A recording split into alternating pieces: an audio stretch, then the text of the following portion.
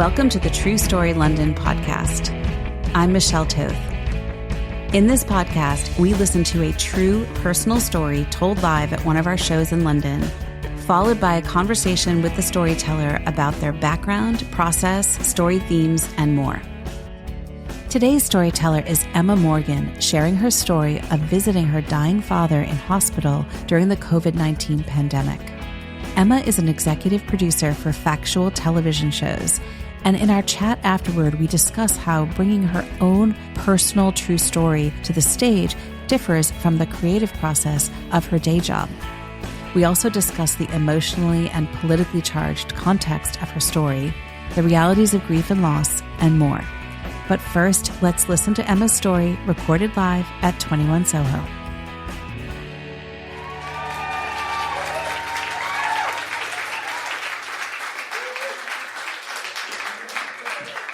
I've been told that my dad is dying. It's October 2020, West Middlesex Hospital, 5:30 a.m. Wearing flimsy blue and white face masks, my husband Paul and I find the COVID ward. We're standing outside a room with makeshift padding gaffer taped around the door, presumably to keep the virus inside. I prepare myself for the worst and we go in. And there he is, my dad, propped up against pillows, wearing a hospital robe, an oxygen mask, and his favourite red socks. He looks old, ashen-faced, frail, but not dying. Surely not dying. In fact, he seems positively perky. "Oh, thank goodness you're here," he says. "I'm so bored." He points at a smudge on the wall. "Don't you think it looks like Australia?" And to be honest, it does. A nurse rushes in and says, "Why aren't you wearing proper PPE?" She covers us in aprons, gloves, and heavy-duty masks.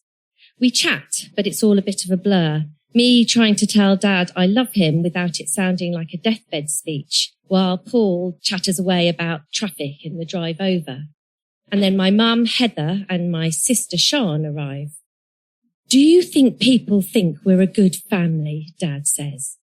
And I think, who cares what other people think? You're dying. Surely we should be saying more important stuff about how we feel.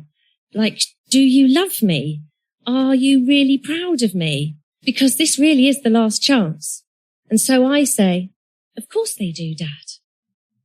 We take a break in the family room and a senior doctor comes and finds us and explains, "Your father's oxygen levels are dangerously low. He's 89, his lungs are damaged, and without the oxygen mask, he will start to decline rapidly as his organs begin to fail." But he seems so alert and well, almost jolly, I say. "Yes, we've noticed that about the COVID patients. The lack of oxygen makes them almost euphoric, but it doesn't last." "So what happens now?" "Well, it's really up to you and Mr. Morgan, but without the oxygen mask. He's already consuming 10 litres of oxygen, and without the mask, we really don't think he's going to make it." And I think, you poor bastard, you need the oxygen for the other patients. And you need us to give you permission to let him die. Mum chips in. "Well, let's get on with it. No point hanging around." "Mum," says Sian. Her response speaks for both of us. But we understand that she's been caring for him throughout lockdown, with his growing depression about the hideous creep of dementia. Sian adds, "I think you should talk to him, Emma. We've been in a bubble and you haven't seen him so much." And her suggestion fills me with a mixture of horror and pride that it will be me that makes this final decision with Dad. But I don't say anything and head back to the room. I find him having a huge nappy changed by a nurse, which floors me. He rolls onto his side and looks out of the window. I sit with him and hold his hand, and he says, "Darling, I've been thinking. I'm really grateful to everyone, but I really don't want to be here anymore." And it reminds me of when I was just 16 and we went on holiday and he fell off a boat and bashed his head. And I jumped into the water after him and held on to him until we were both pulled back on board. Afterwards, he said to me, if I had died, I'd have been okay with it. I've had a very good life. And to be honest, I was quite pissed off. How could you bear to leave us? And then he says, so could you get my shoes and tell the doctors I want to go home? And so now I feel personally responsible for accelerating his end, an end which I have dreaded my entire life. A world without Dad is a terrifying place, and I really don't want to be the grown-up, but that is what is needed today. Okay, Dad. Thing is, the doctor says that if you take off the hospital oxygen mask, he doesn't think you'll make it. So we can give it a go if you like and see how you get on. And he agrees. So it's decided. I tell someone on the desk that Dad is ready. We sit with him and he asks me to comb his hair because he wants to be presentable when he says thank you to the doctor. Another nurse comes in and she doesn't speak to us. She just starts to turn off the monitors and I see her hand reaching for the oxygen and I say, hang on a minute, who are you? And she says, I'm palliative care. And I say, just wait a minute, my dad wants to say thank you to a doctor. And I know she must have been overwhelmed with the sheer scale of helping people die. But from where we are, it just feels like she's dealing with a nuisance. I rush out and I grab a junior doctor and I gabble at her in misery and fury that a doctor needs to come and let my dad say thank you because he's combed his hair and he needs some dignity before he dies, please. Thank you. The junior doctor, who looks about 12, comes into the room and my dad thanks her and she fumbles about with the equipment, gives him some morphine and takes away the oxygen mask. And she leaves us. We huddle around the bed and Dad says, Heather, Sean, and he looks at me and I think, oh, fucking great, he's forgotten my name. Emma, he says, thank you so much for everything. Thank you for all your help and support. And I don't know why he doesn't say love. I really wish he'd say love. But I guess it's just too much. I think I'll have a sleep now, he says. And my mum starts to try and close his eyelids, which is pretty unsettling because he isn't actually dead. And after that, we can all go home together. And he floats in and out of consciousness. And my mum starts to sing. And even though she is Welsh, she really, really can't sing. Don't worry about a thing. And then my sister Sian joins in. 'Cause every little thing's gonna be all right. And however awful this singing is, I know I must join in. This is my message to you. Then we hold his hands for what feels like an age, but is probably more like half an hour. And I can't stop staring at him. Because I know this is the last time I will ever see my dad. And I want his nose and his cheeks and his ears and his hands and his hairline and everything to be burnt into my memory forever. And then his breathing gets more and more sporadic and shallow. And eventually he just stops breathing. And he isn't my dad anymore. He is my dead dad. We go to the hospital cafe for cups of tea, and the senior doctor finds us and he says thank you. And I'm not sure why. Maybe because we made it easier for him by letting Dad go quickly. Mum says she is done, but Sian and I decide to go back. Dad is still wearing his red socks. We touch his toes, and then Sian asks me if it's okay if she takes photos with her phone, and I say I think that's weird. So she doesn't. and then we go home.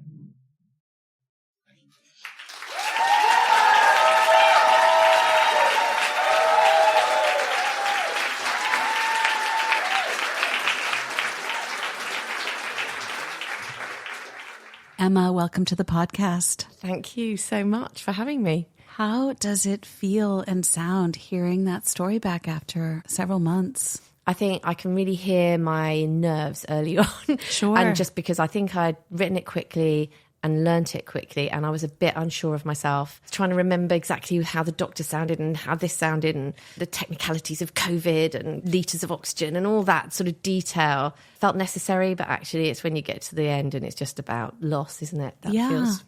And I think both types of performance were affecting. I remember being really struck by how it felt like I was watching a stage performance for the first 2/3 of the story. And then in the end, those moments when you really just let us in, it was like you were reliving it. Yeah. And it had this different quality that you're describing. So I think I know what you mean. It's like both were beautiful, but it's almost like reflecting a journey, perhaps a journey as a storyteller, of letting go of the need to be perfect and just letting us in on what was actually happening for you. Yeah, and I think I work in sort of unscripted content, but it's often quite scripted. And so I work with words a lot, and I write a lot in the factual space, writing treatments and scripts and what have you. And you get a bit obsessed with your wordplay and how you construct a beautiful, elegant, simple sentence, and you get really obsessed with it. And so I really wanted to try writing something that was real and personal, but was not just work, And so it was a really cathartic experience for me and a bit of a creative enema just to go, just do it. And I gave myself very little time to do it. I think I wrote it in one sitting and then did the edits with you and Vic. And it was a brilliant exercise for that, but it was also... listening to it, you sometimes think, I'm working a bit hard here. Yeah, I'm trying to really, make sure everything is precise and on the point. And when I was actually at the event, there was a lot of other storytellers who were just looser. And they were just sort of, I was there with a lectern and my script. And I was like, oh God, I'm such a producer, What would you do differently the next time you tell this kind of story? Probably like everything, because I did used to be a performer. I was an actor in my 20s and let that all go. So it was weird for me suddenly to stand on a stage in front of a room full of strangers and just sort of perform a bit. And I was really conscious that I was doing that. And there was a little part of my brain talking to you at the same time as you're trying to do something, which you're trying to butt away. But I was thinking, oh, this is weird, isn't it? This is weird. I'm doing that thing again. I'm doing that thing. And then there was moments and I was quite anxious and nervous. It's lit, so you can't see to. And I went, oh yeah, it's that thing when you perform that you can't actually see the audience. And that's quite cool. And I was just thinking about technique. And as I was doing it, I was like, oh yeah, I actually trained to do this, didn't I? And then I also thought, oh, that's interesting. Don't really want to do this again. Quite like not doing this. I thought I might go, oh, I want to perform again, and I really don't. I'm quite happy. You're like, that was a different stage. Now I'm a producer. I do have to speak in public quite a bit and chair events and things like that. So, I'm not completely unused to talking in public. But what I have learned when I have done those things is if you don't prepare, it's not great. I think you did a brilliant job of distilling down so much information into these really essential small scenes, little moments of letting us really walk through this couple-day journey with you. Was it one day? It was one day. I think I started earlier. I started with the phone call from the hospital, and then we got in the car and we put in the seatbelts, and the rain was going, and I was talking to God. There was a lot going on. It's and you and Vic were just brilliant at going, yeah, that's fine, but we can just get rid of all of that. We can just get to the hospital.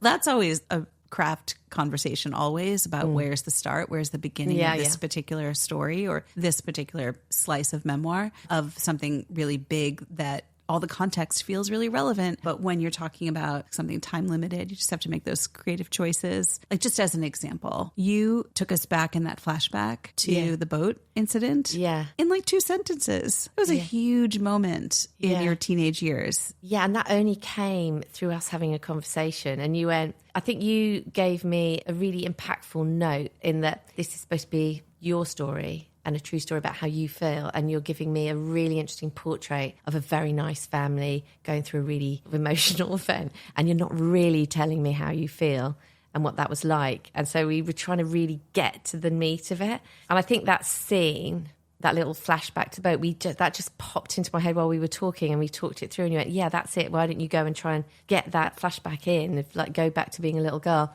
or a teenager? And I think that was really significant. And I think if I was going to do it again, I might find a slight, it was so hard to capture exactly how I felt about that. And I think I went for something a little bit emotionally more simplistic than it really was, about how could he bear to leave us. And I think I was more angry with him because I thought he was so ungrateful. I was like, I just saved your bloody life, mate. And it's that thing of him not knowing how to show the right emotional response was kind of what upset me more than the fact that he might have left us, which was part of it. You were trying to illustrate, if I recall correctly, that this felt like this almost panicked last moment of getting confirmation of the love and approval that you had craved, and that the boating incident was like, how are you not acknowledging that I just saved your life? Yeah. Like, how is it possible that that's not the predominant feeling after this incident? Because he was on with, I'd been fine. Yeah, I'm really down with death, you know. Well, I'm so curious about this, and I wanted to ask you, you've painted this picture of a really compelling man and a very interesting family dynamic. Yeah. So I was wondering if you could just take us back a little bit to where you grew up and what your family was like when you were young. Yeah. So I was brought up in Teddington and Twickenham, which is sort of very suburban, middle class, comfortable existence. My parents were fairly left-wing. My mum's Welsh, she's very left-wing. My dad is sort of, broadly speaking, sort of liberal. They both came from the provinces. My dad was born in Liverpool, brought up in Leeds, was evacuated during the war. So I think that experience of being evacuated had a really big emotional impact on him, that at the age of 8, he was suddenly taken away from his parents and catapulted into a place where they didn't even speak English. He had to learn Welsh and look after his little 6-year-old brother on the farm. And he was always, even talking about that, he'd go, it was kids are very adaptable, aren't they? You know, I just got on with it. You know, I just learnt Welsh and didn't know when I was ever going to see my parents again. I mean, his mother literally put him on the wrong train and they lost him for 3 months. And they, you know, it's just this sort of real sort of trauma experience. And it was always just a jolly story that he would tell us, and we'd go, tell us about when you were evaporated during the war. And, you know, and it was like, he was that kind of guy. He was just incredibly emotionally buttoned up. But he was also really very gentle, quite effete kind of man. He wasn't macho at all. Always told us how glad he was he had daughters because girls are the thing. You know, that sort of stuff, which I think was always really important and formative, and girls could do anything and education was important. He came from quite a not particularly affluent family. They never owned their own house. All through my childhood, money was quite tight, and it wasn't till I was older I realised that he was paying 2 mortgages because he'd bought his parents a house. So, you know, he was that guy. So he was a really good guy. He was a public servant. He worked in the cabinet office. Going to college was not even an option. He'd done national service, done the entry exam, and just risen up through the ranks. So he had this sort of really awful imposter syndrome because he was rubbing shoulders with people from Eton and Harrow and Oxford and Cambridge. And he sort of weirdly, I think, admired them probably more than he should. Well, that's what I was wondering about, that scene, that moment where he asked the question, do you think other people think we're a good family? And I was just curious about that because you were struck in the story. Why is he asking us about that? Shouldn't we be talking about something else? Yeah, that was a big thing for him. There was sort of, you know, like all families, there was a lot of emotional scars and skeletons in the wardrobe. It was not as simple. I was quite a naughty teenager. I got arrested in a pub for underage drinking, and the police came round to the house to have a moment with my parents before they would caution me or something like that. And Dad was polishing the door knocker because he thought they might put me in care if we didn't have, you know, like nice door brass. I mean, he was more concerned about what the authorities might think than how we felt about it sometimes, which is a bit weird. So thinking about the experience of having your dad pass away during COVID, that was such a significant piece of context for this. So it was 4 years ago now, right at the beginning. When you described the tape to try to keep the COVID inside, I mean, I was just so struck being reminded of those times. Like, how do you think the experience of losing him at that time affects how you reflect on it, how you experienced it? I don't know. It's really weird because obviously all of these things are so universal, aren't they? And and everybody at some moment will experience a bereavement and a loss of a parent who's nearly 90 is kind of so normal. You go through so many stages of grief, don't you? And one of them is denial. And you just kind of go, I'm fine. And actually, he had Alzheimer's and he was ready to go and he was very at peace with himself. And there's an expression, pneumonia is the old man's friend. And maybe we were lucky that it was quick and he didn't have to go to the worst depths of Alzheimer's. And actually, you know, job done, pragmatic, very pragmatic mother, that it's all fine. And actually, I was really screwed up about it for ages. And I found the isolation of losing someone in the pandemic, and it was just so huge. There was just so many people dying. It was just massive. And you just felt like this, oh God, I'm part of something. And I remember as it was all going on, just thinking, he's not going to be one. I'm not going to allow him to die. We're going to be really good about all the, you know, the lockdowns and being really careful and washing our hands and only seeing them in the garden and all those things, you know. And I think there was an added layer of fury that was political when we were doing the thing, because there was the COVID inquiry was going on, and it was just that the whole Partygate. There'd be all these statements coming from the government about how they, you know, everyone's moved on, people don't care, it's not a big deal. And you're like, it's such a big deal.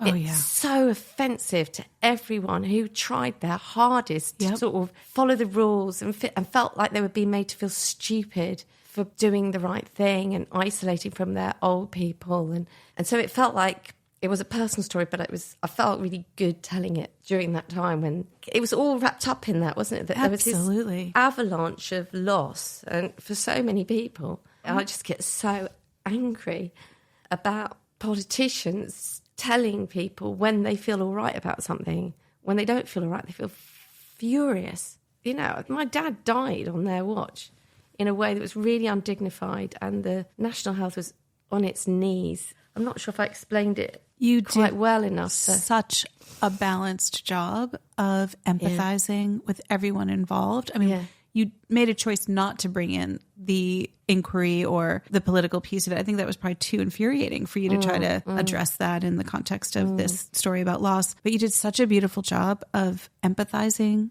with all the people, like with the palliative care nurse. Yeah. Where that was also quite infuriating, but you understood. But you got it. What they were dealing with. Yeah. And I think I'd seen a documentary a couple of months before, and it was just about the management of how to manage these situations. It was, managers were just panicking because they have these giant tanks of, is it Etanox, which is the gas and air? And normally they never run out. The COVID patients were just chugging away on it, and it was draining it all, and they just didn't have enough oxygen to go around.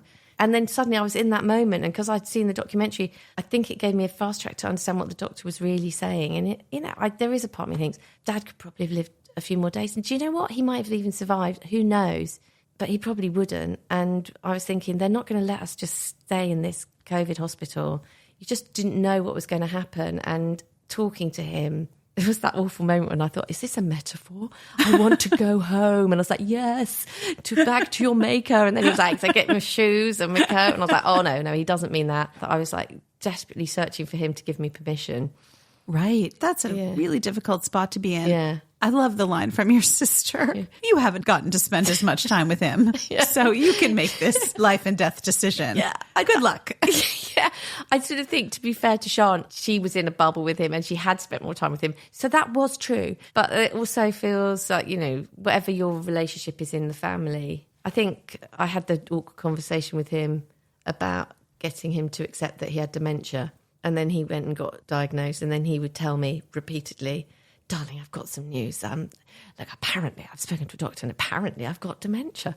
And I'd go, really? And I'd be like, he's told me 20 times. So clearly you have got dementia because you can't even remember this conversation. And it does sound like what you call the hideous creep of dementia was a factor in everything. It was a factor in your mom's experience. It was a factor in you trying to do the right thing. And I was really terrified of the thought of him getting worse and ending up in a residential care home, unable to see anyone, unable to use an iPad, really confused. He didn't want to leave his home. And we did not know how long COVID was going to last. At that time, we really, really didn't know it was going to be years. No. So much for you to take on as a family and you as a daughter. I have no regrets about how we handled it. Mm-hmm. I found it really traumatic watching him die. Watching someone run out of oxygen and die is really awful. I found that really awful and mesmerising. I couldn't take my eyes off him. I was literally like, oh my God. And I think at one point I did have a break and literally just had to stick my head out the window because it was so hot and all the PPE was just so overwhelming because you're just dripping with sweat and tears and God, it was just like awful. You know, having to hold his hand with plastic gloves and all that. And also, you know, the palliative care, you know, you have this idea that it's like someone coming and mopping his brow. And it's like, no, it's a big old injection of morphine and bye-bye, seniority, you know. He was drying out and I had to sort of try and sort of dip the tissue and let him suck on some moisture. It's really hideous. Do you think that it is overall better for your grief and processing losing him to have been there?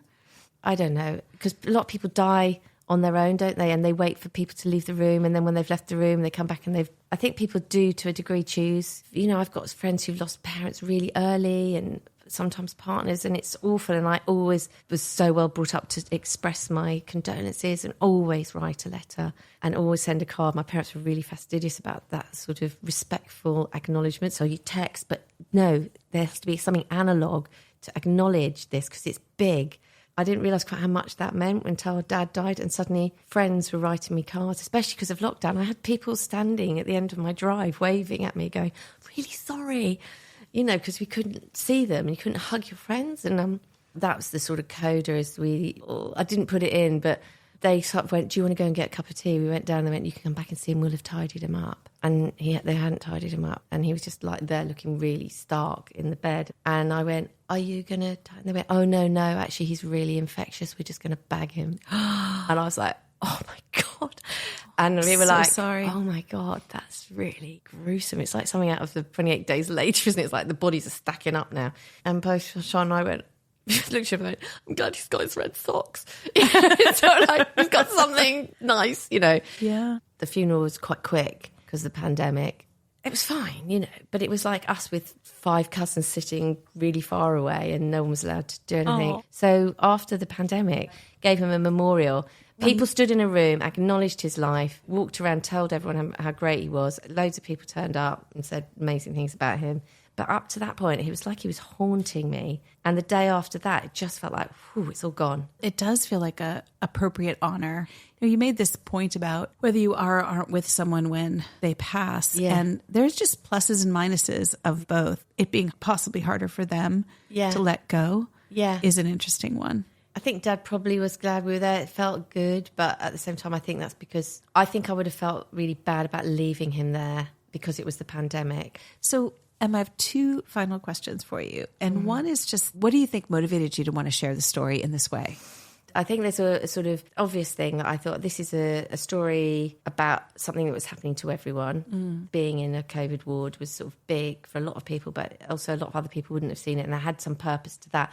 But I think there was a part of me that's really interested in writing, and I've got some friends who are proper unscripted writers, and they just manage to tell stories about all sorts of amazing things that are a million miles away from their experience. And I kind of know I'll probably write something that's quite close to my experience. And I've been thinking about how to get going on that, and I knew about True Story, and apparently when I was drunk in a pub, I went, I think I should do one of those, because I think I could tell that story, and I know it's really tight because it's so specific and it's so one day. Yeah. And you can get in and out and just tell it. And it's got humour, but it's also got, you know, sorrow. And I think it just gave, it sort of also, I wanted just to see if I could do it. And your background in production and television surely helped you in this process, it sounds like. I'm a real procrastinator. And so I sort of have to have about 8 tasks to do all at the same time because I struggle to finish anything unless I've got a massive deadline over my head. And it's like standing in a room full of strangers is quite a good deadline. Sure, yeah. Speaking of that room full of strangers, just wondering what kind of response you heard to the story from people who knew you, and whether you heard from anyone who didn't really know you. Well, I'm really sorry about this, Michelle, because I should have invited loads of people because that would have been better for True Story. But I remember you didn't want too many people there. So I didn't invite anyone. I've got a lot of actor friends and writer friends, and they were like, oh, you're doing this thing and we want to come. And I was like, I just didn't want it to become a thing that I was performing to my friends. I wanted it to be really clean and about me trying to do this in the cleanest way possible. There's no emotional baggage of other people and how they feel about me and what they think of me. And so I really wanted to try that. So I had my daughters and husband there, By the time I did it, they were really bored of hearing it because I'd done it a lot to them to practice. But they loved the event. They loved being part of all of that, and they thought it was really amazing. And I think they were proud of me, yeah. And I have sent it. I sent it to a few of my other friends since. As just the written version. The written version. Well, you'll be able to share this version. Oh God! I just want to go on record saying I think you did a beautiful job, and I think you've done a beautiful service to everyone who endured loss during COVID and in general. I know from experiencing my own loss recently that it's been cathartic to re-listen to your story. So thank you so much for your story and for being here. Oh, thank you so much. I've really, really enjoyed the whole process. It's been really enriching. Thank you.